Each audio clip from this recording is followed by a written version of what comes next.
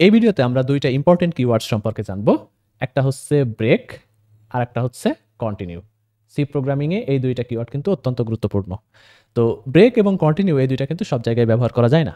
আপনি শুধুমাত্র লুপের ভেতরে ফর হোক, হোয়াইল হোক অথবা ডু হোয়াইল যে লুপই হোক না কেন, এই লুপের ভেতরেই কেবল ব্রেক এবং কন্টিনিউ ব্যবহার করতে পারবেন।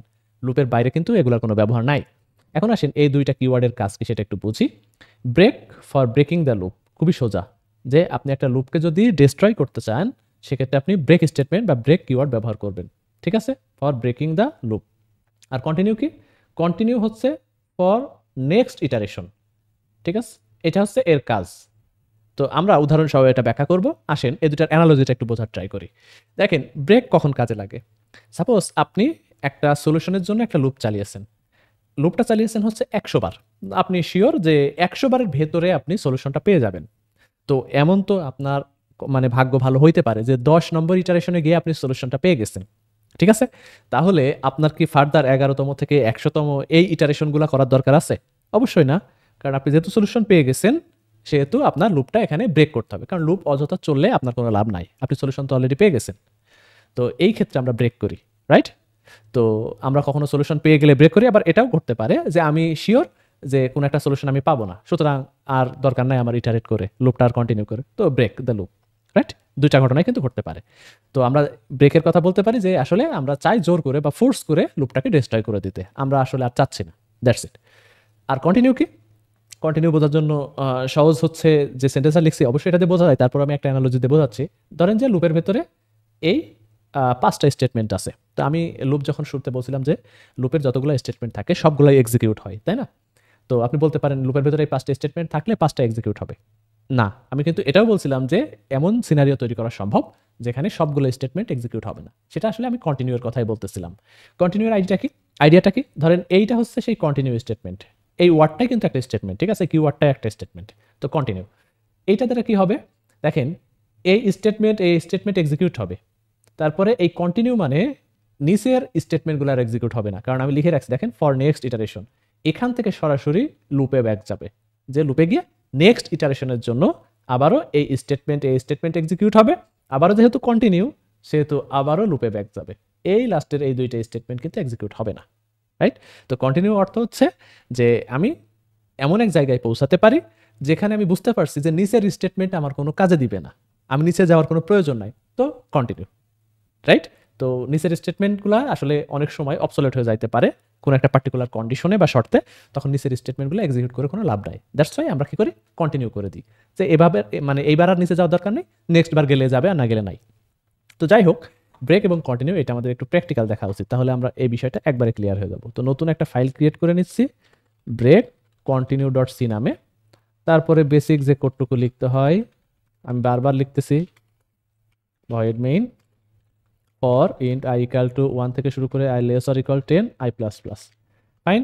দেন প্রিন্টএফ %d। আমরা কি করতেছি? এই ভ্যালুগুলো প্রিন্ট করতেছি একটার পর একটা, তো কোনো সন্দেহ নাই। কিন্তু আমি এর আগে একটা কাজ করে দিচ্ছি, বা এর নিচেও করতে পারি, যে ইফ আয়ের মান যখন 5 হবে, ঠিক আছে, মানে বুঝতেই পারছেন আয়ের মান 5 প্রিন্ট হওয়ার পরে কিন্তু এটার কাজ হবে, তখন কিন্তু এই কন্ডিশনটা সত্য থাকবে, কারণ আয়ের মান 5, অন্য সময় কিন্তু সত্য থাকবে না, রাইট? আয়ের মান যদি 4 থাকে, 6 থাকে, 7 থাকে, সে সময় কিন্তু এই কন্ডিশন সত্য না, অনলি 5-এর সময় সত্য। যখন 5 তখন ব্রেক। এটা দ্বারা কি বোঝাচ্ছি? যে আয়ের মান 1 প্রিন্ট হবে, 2 প্রিন্ট হবে, 3, 4, 5, 5ও প্রিন্ট হবে। 5 প্রিন্ট হওয়ার পরে যখন এই স্টেটমেন্ট এক্সিকিউট করবে, প্রতিবারই এক্সিকিউট হচ্ছে, বাট কোনোবার শর্তটা সত্য হচ্ছে না, তো 5-এর সময় সত্য হবে। যখন 5-এর সময় এক্সিকিউট হবে তখন ব্রেক দ্য লুপ, অর্থাৎ এই লুপটা তখন ডিস্ট্রয় হয়ে যাবে। সেক্ষেত্রে আপনার মানে পরবর্তীতে আর কন্টিনিউ করার সুযোগ নাই, কারণ লুপই নাই, রাইট? তো এখন জাস্ট আমি কোডটাকে কম্পাইল রান করব। তো এটা জিসিসি ব্রেক কন্টিনিউ, তারপর রান করলে দেখেন 1 থেকে 5 পর্যন্ত আউটপুট, রাইট? আমি যদি এখানে জাস্ট এখন 8 দিতাম তাহলে কত পর্যন্ত চলতো? 8 পর্যন্ত প্রিন্ট হইতো, 8 পর্যন্ত প্রিন্ট হয়েছে। আচ্ছা, এটা যদি আমি উপরে দিই তাহলে কি হবে? বুঝতেই পারছেন, আগে ব্রেক করবে কিনা সেটা চেক হচ্ছে, পরে প্রিন্ট করতেছে। তো যখন এর মান 8 হবে, মানে 7 প্রিন্ট করার পরে কিন্তু এখানে একবারে 8 হবে। তো 8-এর বার লুপ চলার সময় কিন্তু ব্রেক, তার মানে 8 কিন্তু প্রিন্ট হওয়ার সুযোগ পাচ্ছে না, কারণ প্রিন্ট স্টেটমেন্ট কিন্তু ব্রেকের নিচে। তার মানে এটা 7 পর্যন্ত প্রিন্ট হয়ে 8তম বারে গিয়ে ব্রেক হয়ে যাচ্ছে। তো এটা 7 পর্যন্ত প্রিন্ট হবে, দ্যাটস ইট, সহজ আইডিয়া। তো ব্রেক হচ্ছে এটাই। আর যেটা বলতেছিলাম, ব্রেক কিন্তু আপনি কোনো সময় কি করতে পারবেন না, এই যে লুপের বাইরে ব্যবহার করতে পারবেন। আপনি এখানে ব্রেক লিখে দেখতে পারেন যেটা লুপের বাইরে, তাই না? এখন আপনি দেখেন এখানে এরর দিছে, এখন আপনি কার্সর নিয়ে গেলে এখানে কিছু একটা বলবে, a break statement may only be used within a loop or a switch. ঠিক আছে, সুইচের ভেতরে আবার ব্যবহার করা যায়, আমরা সুইচ কেস অফকোর্স দেখছি, তাই না? তো যাই হোক, এটা লুপের ভেতরে ব্যবহার করা যায় এবং লুপ ব্রেক করার জন্য ব্যবহার করতে হয়। এখন আসেন কন্টিনিউ এর কথাবার্তা। কন্টিনিউ কি? দেখেন এইটা সবসময় প্রিন্ট হবে, কিন্তু ইফ আয়ের মান যদি 5 হয় দেন কন্টিনিউ। তাহলে এটা শুধুমাত্র আয়ের মান যখন 5 হবে তখন সত্য। তো 5-এর সময় কন্টিনিউ, তার মানে 5-এর সময় কিন্তু নিচের এই স্টেটমেন্টে আসবে না, উপর থেকে আবার নেক্সট ইটারেশনে চলে যাবে। তার মানে 5 প্রিন্ট হতে পারবে না, কিন্তু অন্যান্য সময় এই স্টেটমেন্টটা মিথ্যা থাকবে, যার ফলে প্রিন্ট হবে। 5-এর সময় কিন্তু নিচে আসতে পারতেছে না, কারণ 5-এর সময় কন্টিনিউ হয়ে যাচ্ছে। তো 5-এর পর কন্টিনিউ হলে সেটা 6, আর 6-এর সময় এই কন্ডিশন মিথ্যা হবে, সেক্ষেত্রে প্রিন্ট হবে, রাইট? মানে কন্টিনিউ তার হচ্ছে না, তো সেক্ষেত্রে এই নিচে আসবে, 5-এর সময় কিন্তু আসতে পারবে না। তার মানে এটা 5 বাদে বাকিগুলা কিন্তু প্রিন্ট হবে। তো দেখেন 1 2 3 4, তারপরে 6 7 8 9 10, ঠিক আছে? তো 5-এর সময় এটা স্কিপ করছে নিচের স্টেটমেন্টগুলা।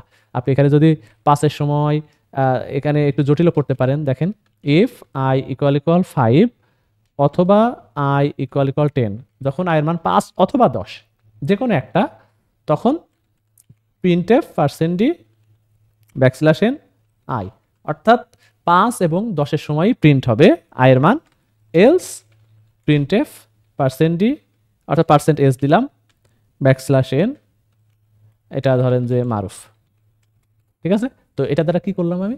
তো 5 এবং 10-এর সময় প্রিন্ট হবে, ঠিক আছে? আচ্ছা, এটা একটা কাজ করি, কারণ আমরা কন্টিনিউতে ব্যবহার করিনি, কন্টিনিউ করি, তাহলে আমাদের জন্য সুবিধা হবে যে 5 এবং 10-এর সময় প্রিন্ট হবে, আর অন্য সময় জাস্ট কন্টিনিউ হবে, ঠিক আছে? তো আমি এখানে লাস্টে এখানে এসে printf লিখি, আমি পরে বুঝাই দিচ্ছি এটা কি করছি আমি। দেখেন আমি আউটপুটটা বলার ট্রাই করি আগে। যখন 1, তখন এই কন্ডিশন তো 5 এবং 10-এর সময় সত্য। তো যখন 1, তখন এটা মিথ্যা, তো কন্টিনিউ, তো এখানে কিন্তু আসতেছে না, রাইট? তারপরে 2, এটা মিথ্যা, কন্টিনিউ। 3, এটা মিথ্যা, মানে এটা মিথ্যা দেন কন্টিনিউ, এটা মিথ্যা হচ্ছে বারবার, তো কন্টিনিউ হইলে নিচেরটা কিন্তু আসতেছে না, কন্টিনিউ মানে নেক্সট ইটারেশন। 4, তারপরেও সে সময়ও কিন্তু সেম কন্টিনিউ হয়ে যাচ্ছে। 5-এর সময় কি হচ্ছে? এই 5-এর সময় এই 5 প্রিন্ট হচ্ছে, যেহেতু এইটা সত্য হয়েছে তাহলে এলস কাজ করবে না, মানে কন্টিনিউ হবে না, কন্টিনিউ না মানে নিচের স্টেটমেন্টে অফকোর্স আসবে। তার মানে 5-এর সময় বাংলাদেশ প্রিন্ট হবে, আবার 10-এর সময় এই স্টেটমেন্টটা সত্য হবে বা প্রিন্ট হবে, দিয়ে এই বাংলাদেশ প্রিন্ট হবে, কারণ 10-এর সময়ও কন্টিনিউতে আসবে না, তখন ইফ ব্লক কাজ করবে, এলস কাজ করবে না, রাইট? তাহলে 5-এর সময় বাংলাদেশ আর 10-এর সময় বাংলাদেশ, দুইবার কিন্তু বাংলাদেশ আসার কথা। তো আশা করি বুঝছেন, আমরা কোডটা কম্পাইল করলে রান করলে দেখবেন হ্যাঁ 5 বাংলাদেশ আর 10 বাংলাদেশ, রাইট? তো এই হচ্ছে আইডিয়া। তো আমাদের এই ব্রেক এবং কন্টিনিউ মাঝে মাঝে ব্যবহার করা লাগে। তো আমরা এই ব্রেক এবং কন্টিনিউ দিয়ে আসলে বিভিন্ন সিকোয়েন্সে বা বিভিন্ন সময়ে আসলে ডিসিশন নিয়ে লুপকে ব্রেক করি অথবা কন্টিনিউ করি। তো আশা করি বুঝছেন।